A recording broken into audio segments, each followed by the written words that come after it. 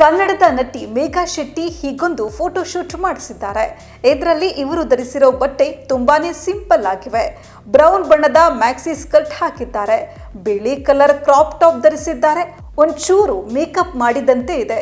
ಎಷ್ಟು ಬೇಕೋ ಅಷ್ಟು ಆಕ್ಸೆಸರೀಸ್ ಇವೆ. ಅದು ಬಿಟ್ರೆ ಇಲ್ಲಿ ಸೌಂದರ್ಯ ಸಮರಸವೇ ನೋಡಿ.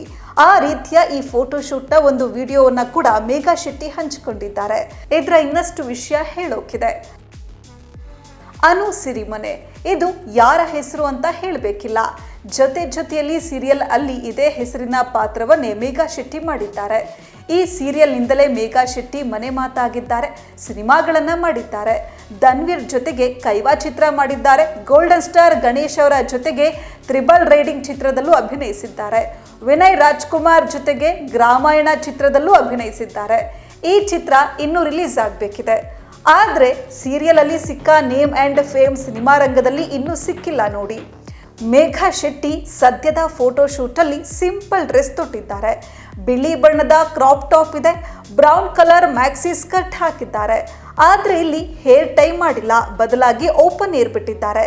ಇದು ಒಟ್ಟು ಲುಕ್ಗೆ ಹೊಸ ಕಳೆ ತಂದು ಕೊಟ್ಟಿದೆ. ಈ ಫೋಟೋಶೂಟ್ ಅನ್ನ ಇನ್ನಷ್ಟು ಸುಂದರಗೊಳಿಸಿರೋದು ಬೇರೆ ಏನೂ ಅಲ್ಲ, ಅದು ಮೇಘಾ ಶೆಟ್ಟಿಯವರ ಸ್ಮೈಲ್ ಅಂತಲೂ ಬಣ್ಣಿಸಬಹುದು. ಮೇಘಾ ಶೆಟ್ಟಿ ಚಾರ್ಮಿಂಗ್ ಫೇಸ್ ಹೊಂದಿದ್ದಾರೆ. ಅಷ್ಟೇ ಚೆನ್ನಾಗಿಯೇ ಕಾಣಿಸ್ತಾರೆ. ಆದ್ರೆ ಇಲ್ಲಿ ಆಕ್ಸೆಸರೀಸ್ ಅಂತ ಬಂದ್ರೆ ಹೆಚ್ಚಿಗೆ ಏನೂ ಕಾಣಿಸೋದಿಲ್ಲ. ಕಿವಿಯಲ್ಲಿ ಚಂದದ ಓಲೆ ಹಾಕಿದ್ದಾರೆ ಅನ್ಸುತ್ತೆ. ಇದರ ಹೊರತಾಗಿ ಇಲ್ಲಿ ಇವರ ಸ್ಮೈಲ್ ಹೆಚ್ಚು ಹೊಳೆಯುತ್ತೆ. ಒಳ್ಳೆ ಫೋಟೋಗ್ರಫಿ ಮತ್ತು ಅಷ್ಟೇ ಚೆನ್ನಾಗಿ ವಿಡಿಯೋ ಕೂಡ ಮಾಡಿದ್ದಾರೆ.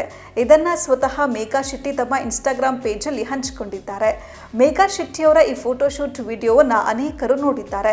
ಕಾಮೆಂಟ್ ಬಾಕ್ಸ್ ಅಲ್ಲಿ ಕಾಂಪ್ಲಿಮೆಂಟ್ ಕೂಡ ಹಾಕಿದ್ದಾರೆ. ಆ ಕಾಂಪ್ಲಿಮೆಂಟ್ಗಳು ಈ ರೀತಿ ಇವೆ: ವಾವ್, ನೈಸ್, ಬ್ಯೂಟಿಫುಲ್ ಅನು ಬಂಗಾರ, love you ma'am, beautiful smile. ಆದರೆ ಇದೇ ಕಾಮೆಂಟ್ ಬಾಕ್ಸ್ ಅಲ್ಲಿ ಒಂದು ವಿಶೇಷ ಕಾಂಪ್ಲಿಮೆಂಟ್ ಇದೆ. ಇದನ್ನ ಕನ್ನಡ ಇಂಡಸ್ಟ್ರಿಯ ನಾಯಕಿ ನಟಿ ಹಾಕಿದ್ದಾರೆ. ನಟಿ ಸೋನಲ್ ಇಲ್ಲಿ ಕಾಂಪ್ಲಿಮೆಂಟ್ ಹಾಕಿದ್ದಾರೆ. ಒಂದಲ್ಲ ಎರಡು ರೆಡ್ ಹಾರ್ಟ್ ಎಮೋಜಿ ಹಾಕಿದ್ದಾರೆ. ಈ ಮೂಲಕ ಅನು ಸೂಪರ್ ಅಂತಲೂ ಹೇಳಿದ್ದಾರೆ. ಈ ರೀತಿ ಸುಮಾರು ಇಮೋಜಿಗಳಿವೆ. ಹಾಗೆ ಇಲ್ಲಿ ಯಾರು ಕೆಟ್ಟದಾಗಿ ಕಾಮೆಂಟ್ ಹಾಕಿಲ್ಲ. ಇಲ್ಲಿರೋದೆಲ್ಲ ಒಪ್ಪಿಕೊಳ್ಳುವಂತೇನೆ ಇವೆ ಅಂತಲೂ ಹೇಳ್ಬೋದು.